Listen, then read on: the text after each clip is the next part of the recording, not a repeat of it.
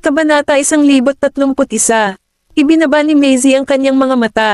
Kung gayon, ano ang tungkol sa batang tagapagmana ng Knowles? Napabuntong hininga si Madam Nira. Wala nang natira sa kanya. Kahit ang kanyang katawan ay hindi mahanap. Higit pa rito, siya lamang ang nag-iisang inapo ng mga Knowles. Bagamat bata pa si Rick, sa tingin ko ay hindi na siya makaka-recover sa sakit sa loob ng 1 o 2 taon matapos mawala ang kanyang laman at dugo. Napaawang ang labi ni Maisie. Sa totoo lang, hindi ko pa rin matanggap ang pagkamatay ng batang iyon. Bata pa lamang si Noyles, ngunit dahil sa pagiging makasarili at pagkamuhi ni Madam Knowles sa mga Knowles, nawasak ang mga Knowles, at maging si Zeta ay namatay dahil sa kanyang misyon. Pinaalis ni Maisie si Madam Nira matapos siyang makausap ng matagal. Sa oras na ito, lumapit si Lucy sa kanya at sinabing, "Miss Vanderbilt, pinadalhan ka ng La Perla Group ng ilang bulaklak." La Perla, natigilan si Maisie. Naalala niya na tila ang La Perla ang kumpanyang kabilang sa pamilya ni Pearl Santiago. Hanggang ngayon ay hindi pa nakikipag-ugnayan ang Soul Jewelry sa La Perla, more or less dahil sa isyong dinaanan ni Pearl noon. Nakita ni Maisie ang mga bulaklak na dinala ng staff, at ang malalaking karakter sa card na nakaklip sa bouquet ay isang ang congratulations message mula sa La Perla Group.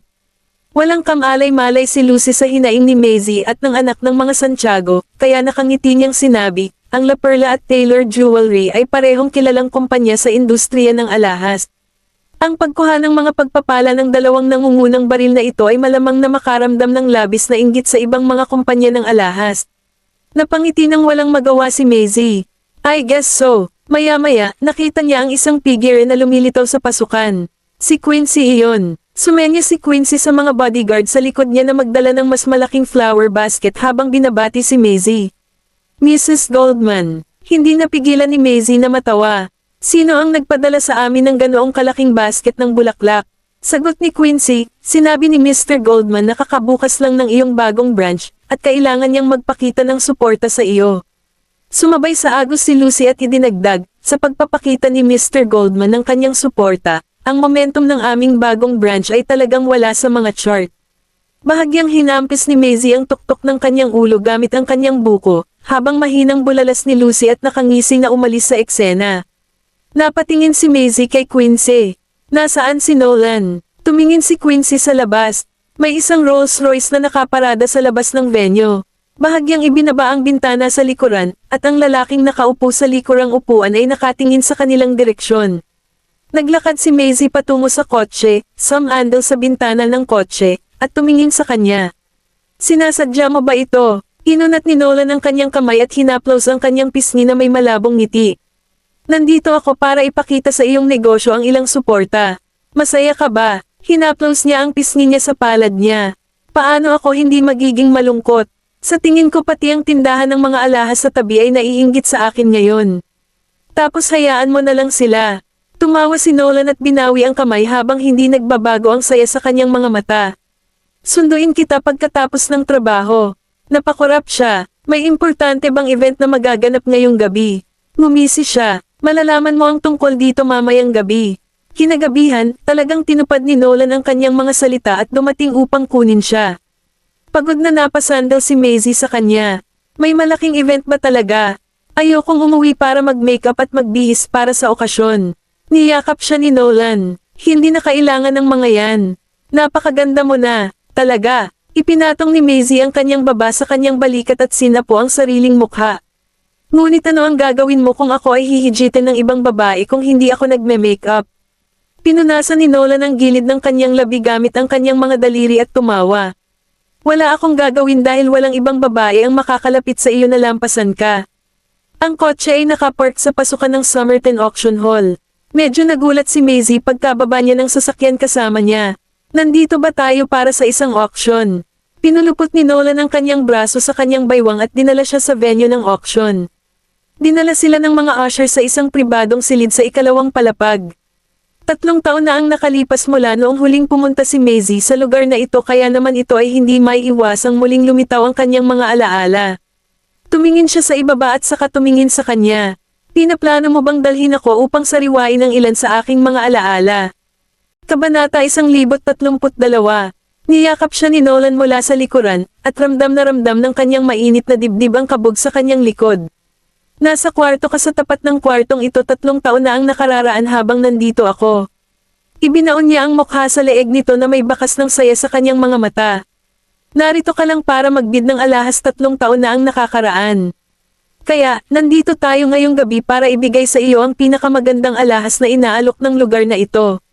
Nagsimula ang auction, at ang unang item na ipinakita sa entablado ay isang South African pink diamond na nagkakahalaga ng 10 milyong dolyar, at nagsimulang magbid ang mga VIP para sa brilyante. Napatingin si Maisie kay Nolan na mukhang walang pakialam. Halata namang hindi siya pumunta dito para sa pink na brilyante. Kaya naman, naisip niya kung anong klaseng alahas ang planong ibigay ni Nolan sa kanya ngayong gabi. Hindi man lang nagbid si Nolan para sa mga unang item, kaya hindi napigilan ni Maisie na lumapit sa kanya. Nagsisimula na akong ma-curious. Lumapit si Nolan sa tenga niya at mamulong, "Ikaw ba?" She chuckled. "Paanong hindi ako ma-curious dito? Sa palagay ko ay hindi masyadong mahigpit ang kompetisyon para sa mga unang item, kaya sa palagay ko ang pangunahing kaganapan ay nasa ikalawang kalahati ng auction." Ito ay ganap na pumukaw sa kanyang pagkamausisa. Hinaplos ni Nolan ang kanyang itim na buhok na may malalim na ngiti. "Karapat-dapat ka." Tumingin si Maisie sa entablado, at ang susunod na bagay na isusubasta ay isang bihirang gemstone, isang canary tourmaline. Tinitigan niya ang tourmaline na nakadisplay sa screen ng projection, at ang mga sinag ng sorpresa na nagmumula sa ilalim ng kanyang mga mata ay mas matindi kaysa noong una niyang nakita ang tanzanite. Ang tourmaline ay kilala bilang bahaghari na nakatago sa isang gemstone. Mayroon itong makulay na mga kulay ng kulay at kadalasang nakakuha ng pinakamataas na marka sa kulay sa lahat ng may kulay na gemstones. Halos lahat ng mga kulay na makikita sa liwanag na spectrum ay karaniwang matatagpuan sa tourmaline. Ang pinakamahalagang tourmaline ay karaniwang may kulay pula, asul, at berde, at ang mga dilaw na tourmaline ay palaging kilala bilang mga maharlika sa lahat ng mga tourmaline. Ang canary tourmaline ay naiiba sa iba pang ordinaryong dilaw na tourmaline. Hindi lahat ng dilaw na tourmaline ay maaaring ituring na mga canary. Tanging ang mga walang anumang berde, kulay abo, at iba pang sari-saring kulay ang maaaring ikategorya bilang ganoon. Ang canary tourmaline ay mas bihira pa kaysa sa tanzanite. Dahil sa pambihira nito, naging mahirap na mahanap ang malalaking carat canary tourmaline sa merkado. Kaya, ang presyo ay tumaas sa $250 million sa sandaling magsimula ang pagbid para sa canary tourmaline. Tiyak na, ang kompetisyon ay mabangis, at ang presyo ng pagbid ng canary tourmaline ay umabot na sa $360 million sa loob lamang ng ilang segundo. Hindi nagmamadaling itinaas ni Nolan ang kanyang placard. $500 million. Ang isang tao sa madla ay nagtaas ng presyo sa $600 million. Pagkatapos ay in-one-up ni Nolan ang taong iyon sa pamamagitan ng pag-alok ng $650 million. Nang makita ng madla na ang nagbibid ay si Nolan, sabay-sabay na sumuko ang lahat. Ang canary tourmaline ay nagkakahalaga na ngayon ng $900 million. Hindi isang halaga ng pera na madaling maipakita ng sinuman sa manipis na hangin. Ang auctioneer sa entablado ay sumigaw, $900 million para sa canary tourmaline, tumawag ng isang beses. $900 million, 2 beses tumatawag. May iba pa bang gustong sumubok ng swerte nila? Lahat ng iba pang dumalo ay nagtinginan sa isa't isa na may pagkadismaya at inilapag ang kanilang mga placard. Kaya naman, ibinagsak ng auctioneer ang palumpong. Nabenta ang canary tourmaline sa halagang $900 million. Congratulations kay Mr. Goldman. Inilagay ng staff ang canary tourmaline sa isang brocade box at nagpadala ng isang tao upang ihatid ito sa pribadong silid sa ikalawang palapag. Pinirmahan ni Nolan ang kanyang pangalan at iniabot ang isang itim na card sa staff. Matapos makumpirma na matagumpay ang transaksyon, iniabot ng staff ang brocade box kay Nolan gamit ang 2 kamay. Mr. Goldman, binabati kita. Inabot ni Nolan kay Maisie ang brocade box. Masaya ka ba? Siyempre. Nakangiting kinuha ni Maisie ang kahon at binuksan ito. Ang canary tourmaline na nakahiga sa loob ng kahon ay kumikinang na may mahinang dilaw na kinang sa ilalim ng liwanag, na mukhang napakadalisay. Gumagawa ako ng mga alahas para mabuhay at naiintindihan ko kung gaano kahalaga ang isang canary tourmaline. Kaya paano ako hindi magiging masaya tungkol dito? Itinaas niya ang kanyang ulo at kinuha ang brocade box sa kanyang mga braso. Salamat Nolan. Kabanata 1033. Niyakap siya ni Nolan. Kung gayon, paano mo ipapahayag ang iyong pagpapahalaga? Nakatipto si Maisie at hinalikan siya sa labi. Ito ang paborito kong regalo na natanggap ko sa buhay ko. Talagang itatago ko ito para sa isang habang buhay. Hinalikan siya ni Nolan sa noo at sa pagitan ng mga kilay. Masaya ako hanggat masaya ka. Kinabukasan, namumukadkad ang mga bulaklak sa Akademya ng Musika, at ang hardin sa akademya ay napuno ng malalambot na mga halaman. Naglalakad ang mga tao sa corridors, at dumaan din ang ilang instructor. Balita ko bumalik si Jody sa academy para maging instructor. Pero hindi ba siya major in ballet? So what if she major in ballet? Nanalo siya ng parangal bilang pianista. Hindi naman siya dehado kahit bumalik siya sa alma mater niya bilang instructor. Sinasabi na sila ni Mr. Lucas ay mga mag-aaral ng parehong departamento, at siya ang kagalang-galang ng solo instrumentation department ng Music Academy. They would have been the perfect couple in campus kung nagkasama sila noon. Sayang nga lang at gusto ng mag-asawang Lucas na pakasalan ang anak nila na kapantay niya sa status at family background. Not to mention na hindi interesado si Mr. Lucas na maghanap ng girlfriend noon. Ang isa pang babaeng instructor ay totted at umiling. Walang kabuluhan ang pag-iisip natin ngayon. Si Mr. Lucas ay kasal na, at tila. Si Riley Hill ang perfect match niya. Hindi ko talaga maintindihan kung bakit gustong-gusto ni Mr. Lucas ang isang tao mula sa departamento ng orkestra. Si Riley at Ruby ay naglalakad pababa ng hagdan at nagkataon na narinig nila ang mga komento ng mga instructor ng solo instruments department tungkol kay Riley. Kumunat ang noo ni Ruby sa kakusa na lang tumawa ng malakas. Hindi katakataka na ang ilang mga estudyante mula sa solo instruments department ay mayabang at mapanghamon. Itinuro na pala sa kanila. Oo naman, ang mga mansanas ay hindi nalalayo sa mga puno. Napalingon ang mga instructor at may sasabihin sana, ngunit nakita nila ang galit na ekspresyon ni Riley. Kaya naman, nagbulungan sila sa isa't isa at nagmamadaling umalis. Nakatitig si Ruby sa kanilang likuran habang ang mga instructor na iyon ay lumalayo at umiling. Ang pakiramdam ng superiority ng mga nag-aral sa solo instrumentation ay hindi nagbago kahit kaunti pagkatapos ng maraming taon. Ibinaba ni Riley ang kanyang tingin at walang sinabi na parang may iniisip. Sa hapon, pumunta si Riley sa opisina ni Charles at kumatok sa pinto. Matapos makakuha ng pahintulot na makapasok, itinulak niya ang pinto at itinulak ang kalahati ng kanyang ulo sa silid. Charles! Ibinaba ni Charles ang tasa ng tsaa, umiwas ng tingin sa pahayagan, at itinaas ang kanyang ulo. Riley, anong meron? Napaawang ang labi ni Riley at dahan-daang naglakad papunta sa desk. Ang pag-aaral bang tumugtog sa isang orkestra ay talagang hindi kasing sikat ng pag-aaral na gumanap bilang isang soloista. Tumigil si Charles sa kanyang ginagawa ng ilang segundo, tinanggal ang kanyang salamin, at nilinis ang lente gamit ang kanyang panyo. Sa tingin mo rin ba? Siyempre hindi. Seryosong tumingin sa kanya si Riley. Hindi ko akalain na kahit sinong orchestra performer ay mas mababa kumpara sa kahit sinong solo musician. Ang natutunan nating tumugtog sa isang orkestra ay karaniwang mga klasikal na piyesa na ipinapasa ng mga kilalang kompositor o music hero sa mundo. Ang ilan sa kanila ay libo-libong taong gulang na. Kaya, bakit hindi ito nakakaakit ng higit na pansin kaysa solong instrumenta sayon? Hindi ko lang maintindihan. Ibinaba niya ang tingin niya. Yung tinutugtog namin, musical instruments din. Ang mga symphony na inilalabas namin ay isang genre din ng musika.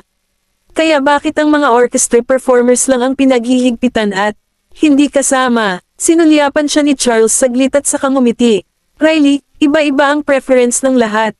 Hindi natin mapipilit ang lahat na gustuhin ang classical performance ng isang orkestra.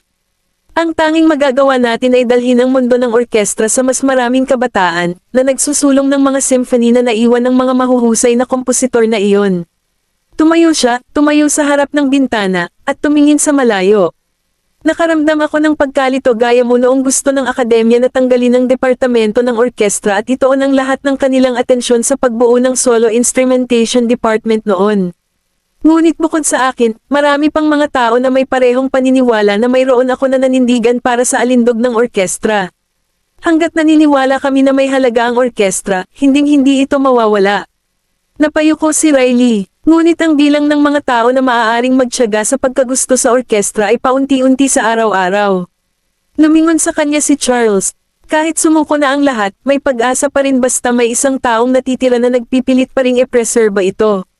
Matatapos lang ang laban kapag ang huling tao ay nagpasyang sumuko din. Kabanata 1034. Nagulat si Riley. Lumapit si Charles sa kanya at tinapik siya sa balikat. Riley, hindi natin maasahan na ipaglalaban tayo ng iba. Kapag minamaliit ka ng iba, mas kailangan mong patunayan ito sa kanila. Agad na naalis ang pagkalito ni Riley matapos makinig sa patnubay ni Charles. Ngumiti siya, nagpasalamat, at saka umalis sa opisina niya. Naiintindihan ko na, salamat. Nang tumingin sa kanya na papaalis na sa kanyang opisina, nagbigay si Charles ng isang nasisiyahang ngiti. Sa mga sumunod na araw, nagdala si Riley ng ilang estudyante mula sa departamento ng orkestra. Halatang medyo natarante sila. Miss Hill, bakit mo kami pinatawag dito? Tiningnan ni Riley ang music manuscript sa kamay niya at tumawa. Magsimula tayo ng isang kamay. Ang isa sa mga babae ay mukhang natarante pa. Ang kamay. Mamantong hininga ang isa pang babae. Anong klaseng banda ang mabubuo natin? Siguradong pagtatawanan tayo ng mga estudyante mula sa Solo Instruments Department sa pagpapatugtog ng musika para sa isang libing kapag nakita nila tayong nag-e-ensayo. Oo, salamat sa kanila, madalas wala kami sa mood mag-practice kamakailan. Sinulyapan ni Riley ang lahat ng mga mahihinang estudyanteng iyon at pumalakpak ng isang beses. Ang mga nagsasabi sa iyo na ang orkestra ay angkop lamang para sa pagtugtog ng musika para sa isang libing ay lahat ay bulag. Sila yung hindi marunong magpahalaga sa mga iniwan sa atin ng magagaling na music hero. So, kung wala tayong gagawin para patunayan, sila ay mali at ipap ang napakalaking at egoistic na mga bula na napapalibutan nila sa kanilang sarili, lalo lang nila tayong tretuhin na parang basura. Natigilan ang mga estudyante, marahil dahil ito ang unang pagkakataon na nakita nila si Riley na sobrang nakaka-inspire. Puff! Ang dalawang babaeng instructor ay nagmula sa pintuan, at may ilang estudyante mula sa Solo Instruments Department na nakatayo sa tabi ng mga instructor. Miss Hill, ang tanging tao na pinapatunayan mong mali sa sinabi mo lang ay ikaw. Ang departamento ng orkestra ay nasa pintuan na ng kamatayan. So bakit ka pa nagpupumilit? Lumamlam ang ekspresyon ni Riley. Sino ang nagsabi sa iyo na ang departamento ng orkestra ay nasa pintuan na ng kamatayan?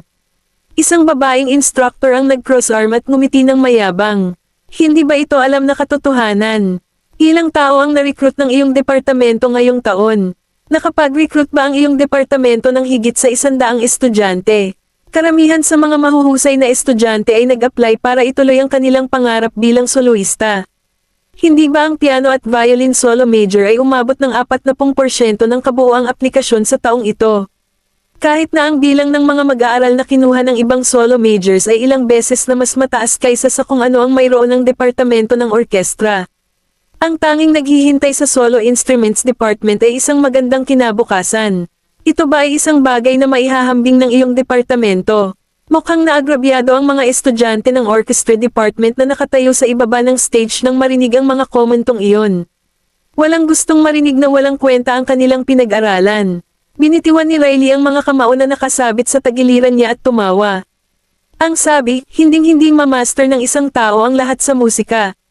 Hindi mo man lubos na nauunawaan ang musikang iniwan sa amin ng mga mahuhusay na music hero, ngunit nagsimula ka ng maliitin ang kanilang mga nilikha.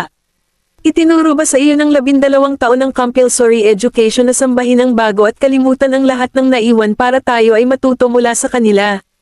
Ang nagawa mo lang sa ngayon ay hiyain ng klasikal na musika na natutunan naming mga tao mula sa departamento ng orkestra na tumugtog sa ngalan ng pagmamahal sa musika. At sa anong layunin? Pagpapatunay sa publiko na ang makabagong musikang tinutugtog ninyong mga soloista ay mas mahusay. Ito ba ang iyong pagpapalaki? Nag-iba ang ekspresyon ng babaeng instructor. Riley Hill, ang inilagay ko ay ang mga katotohanan. Kailangan mong tanggapin sa huli kahit ayaw mo. Bakit ko tatanggapin ito kung ano ito? Itinuro ni Riley ang labas, at ang kanyang boses ay tunog at malakas. Are you acting so arrogantly only because the musical pieces that have been shortlisted by the Academy to be submitted to any international music summit over the years are all from your department? Then I dare you to answer this question of mine. Ano ang sasabihin mo sa anumang dayuhang media kung tatanungin kanila tungkol sa anumang musikal na obra maestra sa kasaysayan ng musika na iyong pinatugtog bago ito? Sasabihin mo ba sa kanila ang tungkol sa jazz, soul music, o blues na gustong-gusto ninyong mga soloista? Sandaling natahimik ang rehearsal hall, at ang mga estudyante mula sa Solo Instruments Department ay nagkatinginan at walang lakas ng loob na magbitaw ng salita. Para naman sa babaeng instructor, nabulunan siya ng laway dahil malamang nabigla siya sa pangangibabaw ni Riley sa buong debate. She then opened her mouth. Ikaw? Anong klaseng kamalian ang sinusubukan mong?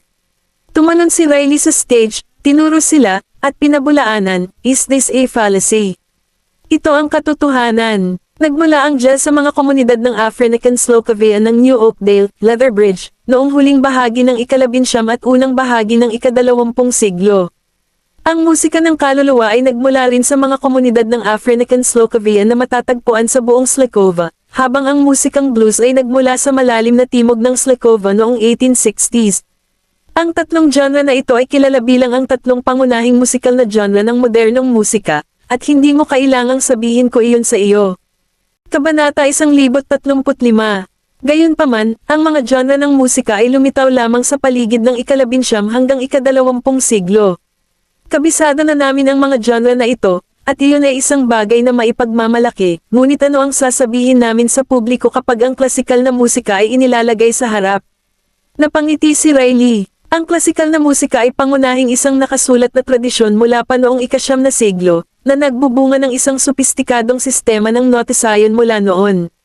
Ang pinakamaagang umiiral na maneskrito ng musika ay sinasabing mula sa Carolingian Empire na umunlad noong panahong iyon. Pinasikat ng mga Freudianites ang gayong mga simponya noong ika-12 siglo. Nanindigan sila sa pagsubok ng panahon sa panahon ng Renaissance na naganap mula ika-14 hanggang ika-17 siglo at umunlad sa buong kasaysayan ng sangkatauhan. Ito ay sikat sa mataas na emosyonal na pagtagos nito at ang magarbo, marilag na harmonies na nagbibigay sa isang symphony ng dynamics nito. Makakaranas ka ng banayad na haplos sa pagitan ng mga alon ng tigas at kung minsan ay isang marahas na suntok sa mukha sa gitna ng malambot na yakap ng symphony. Kaya, maaari kang magtaltala na ang isang soloista ay magagawa rin iyon. Pero sabihin mo sa akin ngayon, may kukumpara ba siya ng soloista sa lakas ng isang orkestra? Ang isa sa mga solo instruments department students ay agad na natigilan at sabik na umiling. Tumawa ng malakas si Riley. So, andyan ka na. Ang klasikal na musika ay halos 1,000 taon na mas matanda kaysa sa makabagong musika, kaya bakit ang musikang inialay natin ng ating buhay ay dapat maliitin? Tumalon si Riley sa stage at naglakad papunta sa dalawang instructor. Sa subjectively speaking, ang dahilan kung bakit ang modernong musika, ang mga genre na pinag-aaralan ninyong mga tao sa akademya, ay may mas mahusay na pag-unlad kung ihahambing sa klasikal na musika ay dahil ito ay mas kasiya siya ayon sa modernong aesthetic. Kaya, ang katotohanan ay ang iyong aesthetics ay nilinang sa ilalim ng pag-aalaga ng modernong musika, kaya natural lamang para sa iyo na isipin na ang klasikal na musika na tinutugtog namin sa departamento ng orkestra ay hindi iyong tasa ng tsaa. Pagkatapos ng isang post, sinundot ni Riley ang kanyang daliri sa balikat ng isa sa mga babaeng instructor. Hindi ko pipilitin ang bawat isa sa inyo na pahalagahan ang ginagawa natin sa departamento ng orkestra, ngunit hindi ko rin hahayaan maliitin mo kami. Bahagyang umindayog ang babaeng instructor habang nabalisa ang ekspresyon nito at namutla ang kutis. Maging ang mga estudyanteng nakatayo sa paligid ng mga instructor ay natulala, habang ang mga estudyante ng departamento ng orkestra ay nagpalakpakan. Doon lang nabawi ng palakpakan ang babaeng instructor, at iniwasan niya ang daliri ni Riley. Anong silbi ng sinasabi mo sa amin ito?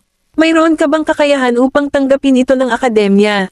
Ang akademya ay palaging nakatutok lamang sa pagpapaunlad ng ating departamento, kaya, Miss Riley Hill, sa palagay mo ba ay mababago mo ito sa ilang salita lamang? Tinitigan ng babaeng instructor ang nagtatampo na mukha ni Riley at ngumisi. Ngayon sabihin mo sa akin, kailan pa nawalan ng pagkakataon ng ating departamento na magtanghal sa lahat ng mahahalagang okasyon? Hindi lang kami ang nag-iisip na kulang ang orchestra sa aesthetic department, Riley Hill, may sasabihin pa sana si Riley nang sumulpat si Louis sa koridor.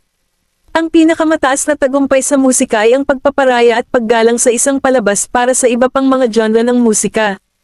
Kung hindi mo man lang maipakita ang pangunahing paggalang sa ibang mga genre ng musika, huwag mong hiyain ang modernong musika at iba pang mga soloista sa harap ng iba. Parang nahihiya ang ekspresyon ng babaeng instructor, at agad na napigilan ang yabang na ipinalalabas niya simula pa lang ng debate dahil sa itsura ni Luis. Lahat ng estudyante ay tumungo sa kanya. Mr. Lucas, tumingin sa kanya si Riley at ngumisi. Bakit ka nandito? Nagdala ako ng magandang balita para sa departamento ng orkestra. Huminto siya sa harap ni Riley. Para sa shooting ng pilot film na isusumit sa International Summit, pinili ng ating mga dayuhang mamumuhunan ng departamento ng orkestra upang mapabilang dito. Nagulat si Riley. Ha! Lalong hindi nasisiyahan ang ekspresyon ng dalawang babaeng instructor. Paano kaya ang orkestra? Sinulyapan sila ni Luis at walang pakialam na nagtanong, bakit hindi ito ang departamento ng orkestra? Nabulunan sila sa sagot nila. Mukhang malamig si Luis at nag-cross arms, maaaring bulag ka, ngunit hindi ibig sabihin na ang iba ay bulag din. Bukod dito, hindi ka isang taong maaaring kumatawan sa modernong musika pagdating sa pagkomento sa klasikal na musika. Sa madaling salita, hindi ka sapat na kwalipikado para gawin iyon. Walang lakas ng loob na magsalita ang dalawang babaeng instructor kaya't makaalis na lamang sila sa eksena pagkatapos ng pagkatalo. Kumunat ang noo ni Riley at nilabas ang dila sa likod nila. Itinaas ni Luis ang kanyang kamay, kinurot ang likod ng kanyang leeg, at hinayla siya sa kanyang mga bisig habang nililibang siya nito. Anong ipinagmamalaki mo? Lumingon siya at sinabi sa mahinang boses, mukhang mas mayabang sila kaysa sa akin ngayon, kaya bakit hindi ako maipagmamalaki? Kabanata 1036.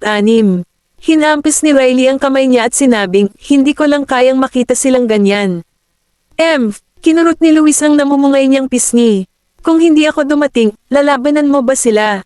Tumingin si Riley sa kanya, malalim ang iniisip, ngunit hindi nagsalita.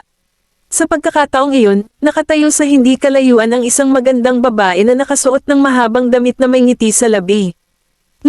Tinitigan ni Riley si Luis na napakaswerte sa mga babae. Hindi kasing ganda ng dating nobya na si Zayla ang babaeng umakbay pero kasing ganda. Nahulaan niya kung sino ang babaeng ito. Malamang siya si Jody Smalls na pinag-uusapan ng ibang instructor ilang araw na ang nakakaraan. Si Zayla ay isang international supermodel na may classy grace, habang si Jody ay isang ballet dancer na mahinhin at matikas, maamo na parang tubig. Tumingin sa kanya si Luis, saka kumunat ang noo. Sino ka? Tumalikod si Riley at tinakpan ang bibig, pinipilit na huwag tumawa. Malamang nagulat si Jody nang hindi siya makilala ni Luis at huminto siya, medyo nakaramdam siya ng awkward. Ako si Jody, hindi mo ba naaalala? Ikaw pala. Parang walang pakialam si Luis. Maaari ba kitang matulungan? Ngumiti si Jody. Bumalik na ako sa academy. Nabalitaan ko na lagi kang nandito, kaya pumunta ako para tingnan. Lumipat ang mga mata niya kay Riley. Sino ito? Niyakap ni Luis ang balikat ni Riley. Ang asawa ko. Nagulat si Jody. Kasal ka na. Napapikit si Luis. Ang weird ba? Umiling si Jody. Hindi. Nagulat lang ako dahil akala ko, tumingin siya sa ibaba na may ngiti sa kanyang mukha. Akala ko makakasama mo si Zayla habang buhay.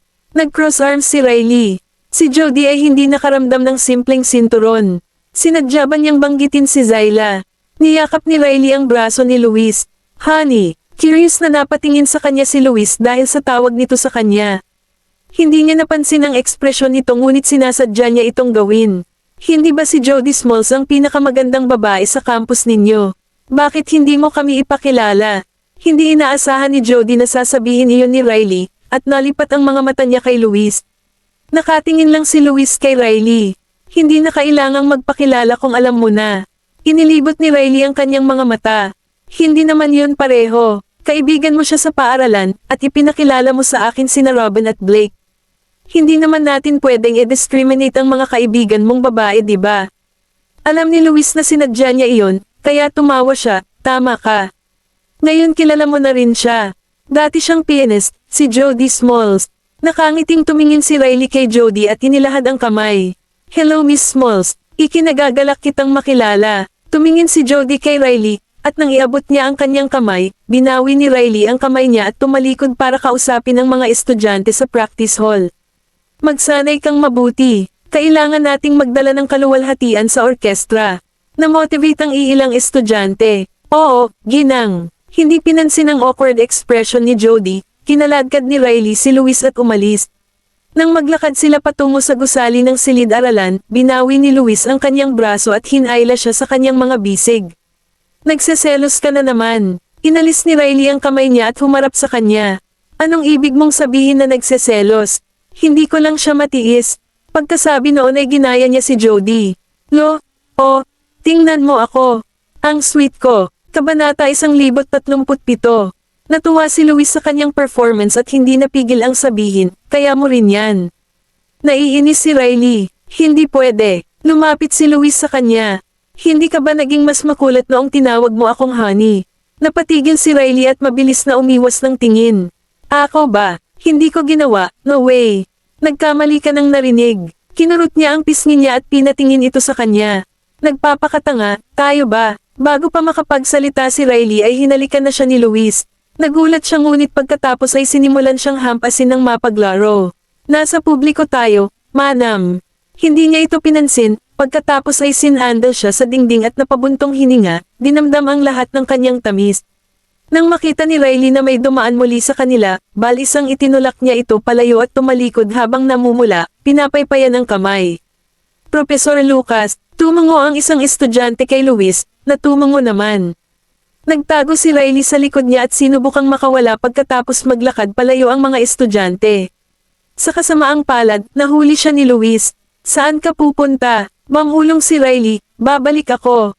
Bakit? Wala kang klase sa hapon. Pagkatapos ay niyakap siya nito. Natigilan si Riley pero inakbayan niya ito sa leeg. Paano mo nalaman? Ngumiti siya. Paanong hindi ko malalaman? Namula na naman siya. Bawal ka kahit wala akong klase. Hangina ang boses niya. Tumayo doon si Luis at tumingin sa kayakap niya bago nagtaas ng kilay. Oh, yan ang iniisip mo. Sinakal at sinampal siya ni Riley. Ikaw ay bastardo. Tumawa si Luis. Alam mo na iyon. Inihatid siya ni Luis sa isang lugar na may mga high-end na villa na isang istasyon lang ang layo mula sa paaralan. Pumasok si Riley sa bahay na may kasamang minimalist na palamuti. May balkonahe sa labas ng malaking bintana, at ang balkonahe ay konektado sa master bedroom, na nakaharap sa dagat. Kailan mo binili ang lugar na ito? Pumasok si Riley sa kwarto mula sa balcony at tumingin sa loob. Tumayo si Luis sa likod niya at pinagbuksan siya ng pinto. Nahulog siya sa loob dahil ang silid ay may sahig na gawa sa kahoy. Tumawa si Luis, galit siyang bumangon. Sinasadya mo yan. Bago niya mahanap ang kanyang balanse, hinayla siya ni Luis sa kanyang mga braso. Ito ang aking pribadong dorm noong ako ay nasa universidad. Maliban kay Boban at Blake, ikaw ang kauna-unahang babae na dinala ko. Huminto si Riley at biglang nagtanong, hindi rin si Zyla. Itinulak siya ni Luis pababa sa kama at hinalikan siya bago siya makapag-react. Sabi ko sa'yo, ikaw ang unang babae dito. Dapat kang maparusahan. Niyakap siya ni Riley. Luis Lucas, hinalikan niya ito ng mapusok. Kumakabog ang kanyang dibdib, at nagsimulang tumulo ang pawis. Sa gabi, ang papalubog na araw ay sumikat sa mga berdeng kortina. Nagising si Riley sa mga bisig ni Luis, tiningnan ang natutulog niyang mukha, na ilang pulgada na lang ang layo, at nagtanim ng halik. Biglang tumawa si Luis, at nagulat si Riley dahil nahuli siya. Umupo siya, nagpapanggap ka na tulog. Niyakap siya ni Luis ng mas mahigpit, ipinatong ang baba sa tuktok ng ulo niya. Wala akong ganang matulog kapag nandyan ka. Sinundot ni Riley ang balikat niya. Wala akong damit na papalitan. Sinabi ni Luis, isuot mo ang akin. Kumunat ang noo niya. Paano bukas? Hinalikan ni Luis ang pisngi niya, kukunin ko ang isang tao na magpadala ng isang bagay. Kabanata 1038. Kinabukasan. Naka-cross-legged si Riley sa couch sa maluwag na t-shirt ni Luis, naghihintay na may magdadala sa kanya ng damit. Masaya niyang pinuntahan ang pinto nang tumunog ang doorbell. Pero, bumagsak ang mukha niya nang makita ang babae sa labas ay si Zyla. Bakit ka nandito? Tumingin sa kanya si Zyla at ngumiti. Magkasama kayo pagkatapos ng inyong kasal. Isasara na sana ni Riley ang pinto nang biglang buksan ni Zyla ang pinto at pinasok sa mga kamay niya ang isang bag ng mga designer clothes. Hold this. Hindi ko ginustong sumama dito kung hindi dahil kay Luis. Nakangiting nagsuot ng sunglasses si Zyla, tumalikod at umalis. Natigilan si Riley ng ilang minuto, inihagis ang bag sa sahig, at galit na tinapakan ang kanyang mga paa. Guluhin kita, Luis Lucas. Pagkatapos mag-tantrum, kinuha ni Riley ang bag ng mga damit. Ang pagkakaroon ng maisusuot ay mas mabuti kaysa wala. Bumalik si Zyla sa sasakyan at nakatanggap ng text mula kay Luis, na nagtanong kung naipadala na niya ang mga damit. Zyla, ginawa ko. Huwag mo na akong hilingin na maghatid ng kahit ano. Hindi ito masaya, at napagkamalan pa ako. Luis, hindi mo ba ipinaliwanag sa kanya? Zyla, do you think she'd listen? Dapat suyuan mo siya. Luis, pwede ka bang pumunta sa academy ngayon? Zyla, ginugulo mo ang date ko. Luis Lucas. Babayaran mo ba yan? May bago kang mensahe. Binuksan ni Zyla ang app at ipinakita nito na nakatanggap siya ng $150. Sa Royal Academy of Music. Pumasok si Riley sa campus na nakasuot ng klase na damit na bagay sa kanya, ngunit nagngangalit siya nang maalala niyang kinuha ni Luis si Zyla para ipadala ito. Ang nakakakilabot na lalaking iyon. Sinasabing ako lang ang nandoon, pero alam ni Zyla ang address. Anong sinungaling? Bumalik si Riley sa instructor block, ngunit bigla siyang hinarang ng ilang instructor. Riley, bakit ang yabang mo? Na-curious si Riley. Anong ibig mong sabihin? Anong ibig kong sabihin? Tumawa ang instructor. Bumalik si Jody para magturo, pero binubuli mo siya dahil nagseselos ka na kaibigan siya ni Luis mula sa paaralan. Napatigil si Riley at napagtanto ang nangyayari. Tapos tinaas niya yung kilay niya. May nakakita ba sa inyo na ginagawa ko iyon? Tinulak ng isa si Riley. Lahat ng tao sa academy alam yan. Sa tingin mo, magagawa mo ba ang lahat ng gusto mo pagkatapos mong pakasalan si Mr. Lucas? Si Jody ay mas mahusay kaysa sa iyo. Bakit mo siya kinakalaban? Kinakalaban ko siya. Tumawa si Riley. Sinabi niya ba sa iyo iyon? Sumugod doon si Jody sa sandaling iyon at pinigilan sila. Huwag kang mag-alala tungkol dito. Huwag mong hayaang sirain ko ang pagkakaibigan niyo. Jody, wala kang dapat ikatakot sa kanya. Wala siyang talento maliban sa nagmula sa isang pamilya na tumutugma kay Mr. Lucas. Paanong mababa ang tingin niya sa iyo? Eksakto. Pumasok siya sa pamamagitan ng mga koneksyon. Ginamit lang niya ang relasyon nila ni Mr. Lucas at Mr. Goldman. Siya ay halos walang silbi. Iniangat ni Riley ang kanyang kamay nang harapin ang mga akusasyon. Dapat bantayan mo ang sinasabi mo. Tumingin siya kay Jody. Naglalagay ka ng mga salita sa aking bibig dahil inilagay kita sa lugar. Mukhang namutla si Jody. Miss Hill, hindi ko alam kung ano ang ginawa ko para masaktan ka. Tinulak ng isang instructor si Riley, talagang malakas nang makita niyang binubuli si Jody. How dare you threaten her? Kabanata 1039. Bumagsak si Riley sa lupa, at nagkamot ang balat ng palad niya sa sahig at damyugo. Napangiwi siya at itinaas ang kamao. Nag-cross-arm ang instructor. Itigil ang pagpapanggap. Tinulak lang kita ng mahina. Nahulog ka. Kung nakita ito ni Mr. Lucas, sasabihin niyang binubuli ka namin. Nahulog ka, kaya wag kang sisisi sa amin. Ikaw, gagantay na sana si Riley nang may lumapit na babae dala ang phone niya. I'm sorry, hindi ko sinasadyang nakuna ng video ang kawili-wiling kaganapan na naganap. Iniisip ko kung makakatulong ba ang video na ito na linisin ang pangalan ng babaeng ito. Napatingin si Riley at nagulat dahil si Zyla pala. Namutla lahat ang mga instructor. Napangiti si Jody nang makitang si Zyla iyon. Zyla, bakit ka nandito? Naglakad siya papunta sa kanya. Huwag mong intindihin, Zyla. Aksidente iyon. Tumayo si Riley. Lumingon si Zyla kay Jody. Hindi kami masyadong close. Nawala ang ngiti ni Jody, pero mahinahon pa rin niyang sinabi, hindi mo ba ako nakikilala? Ako si Jody Smalls. Alam kong ikaw si Jody Smalls. Inikot-ikot ni Zyla ang phone niya at ngumiti. Pero sa tingin ko hindi tayo masyadong close. Nagsimulang magmukhang nahihiya si Jody.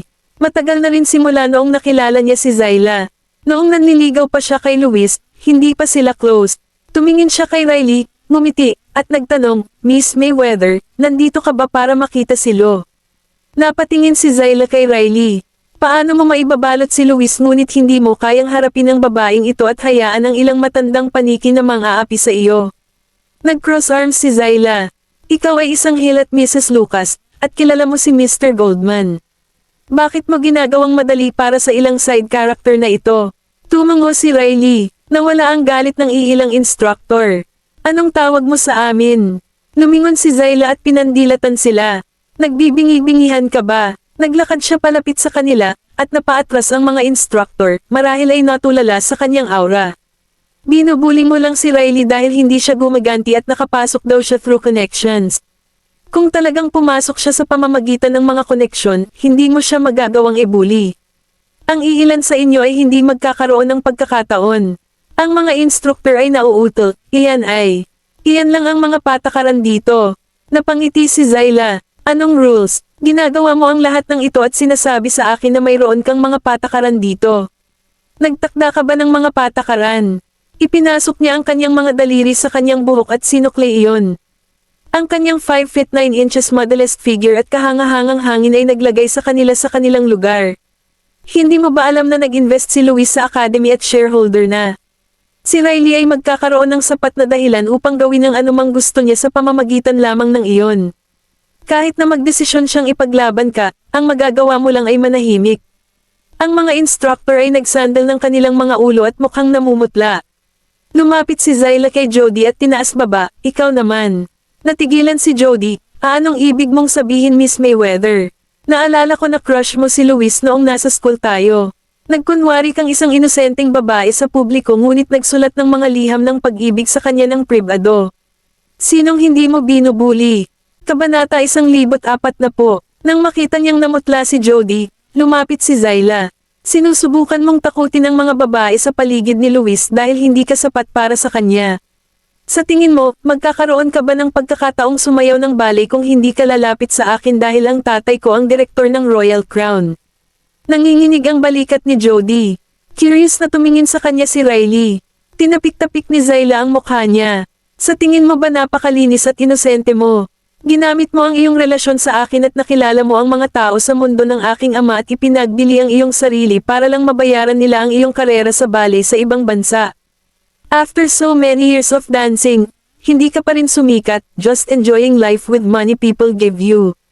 Kung hindi dahil nakita nila ang iyong plano at pinutol ang iyong pananalapi, babalik ka ba? Hindi naman masyadong malakas ang pagsasalita ni Zyla, pero malinaw na naririnig siya ng lahat, at nabigla sila. Lalong nahiya si Jody. Ang kanyang mukha ay mapatla na parang kumot, na parabang nahaharap siya sa matinding kahihiyan, habang ang kanyang mga mata ay puno ng luha. Hindi ko ginawa. Bullshit yon. Dapat ba akong tumawag para malaman mo? Ini-flash ni Zyla ang phone niya at muntik ng itap ang contact list niya. Sa sandaling humakbang si Jody para pigilan siya, natahimik ang ilang instructor na umalali sa kanya. Walang nakakaalam kung totoo o hindi, pero nang pigilan ni Jody si Zyla sa pagtawag na iyon, halatang may tinatagaw siya. Kung inosente lang sana si Zyla ang tumawag sa kanya, buti pa siya. Tumawa si Zyla. Huwag kang maglakas loob, Miss Mayweather, wala akong ginawa sa'yo. Bakit mo ito ginagawa sa akin? Nang malantad ang kanyang tunay na sarili, nabasag ang mukha ni Jody ng kahinahunan. Casual na tinignan ni Zyla ang phone niya at saka tumangala. Hindi kasi kita matiis, nagpapanggap kang biktima sa harap ng iba, nagsimula ng mga salungatan, at nagpapanggap na mapagbigay para magustuhan ka ng mga tao at itulak si Riley palayo. Marami na akong nakitang babaeng katulad mo. Dapat kang maging isang artista sa iyong kakayahan sa pag-arte. Bakit ballet dancer? Napatingin si Riley kay Zyla, halatang nagulat na tatayo ang huli para sa kanya. Nanginginig ang mga balikat ni Jody habang kagatlabi. Hindi ko alam kung ano ang nagawa kong mali. Inilagay ako ni Riley sa isang mahirap na lugar. Ano bang nagawa kong mali? Hindi na nakatiis si Riley. Anong ginawa ko sa'yo? Namumula ang mga mata ni Jody. Magpapanggap ka ba na hindi mo ginawa? Noong kinausap ko si Lo, inilagay mo ako sa alang-alang posisyon. Biglang naalala ni Riley ang ginawa niya noong nakaraang araw. Kahit na sinadya niya, hindi ito itinuturing na isang mahirap na lugar. Biglang tumawa si Zyla. Nabanggit mo ako kay Luis. Natahimik si Jody. Nag-cross arms si Zyla. Hindi ako naniniwalang hindi ka nagtatanong tungkol kay Luis ngayong bumalik ka na. Kung ginawa mo, walang paraan na hindi mo malalaman na may asawa na siya. Ano ang iyong katwiran sa likod ng pagbanggit sa kanyang ex sa harap ng kanyang asawa? I was just, umiling si Jody at pilit talagang ipaliwanag. Totoo ang sinabi ko, mahal na mahal mo si Lo, at naging magaling kayong mag-asawa. Malibang mag-assume na kayo na ang magkakatuluyan. Tumingin si Riley pero hindi umimik. Tumawa si Zyla. Nagsisi ka lang ba talaga na hindi ako napunta kay Luis? Muling namutla si Jody nang tumagos ang mga mata ni Zyla sa kanya. Hindi mo ba ako nabanggit dahil gusto mong magselo si Riley at magdulot ng gulo sa relasyon nila?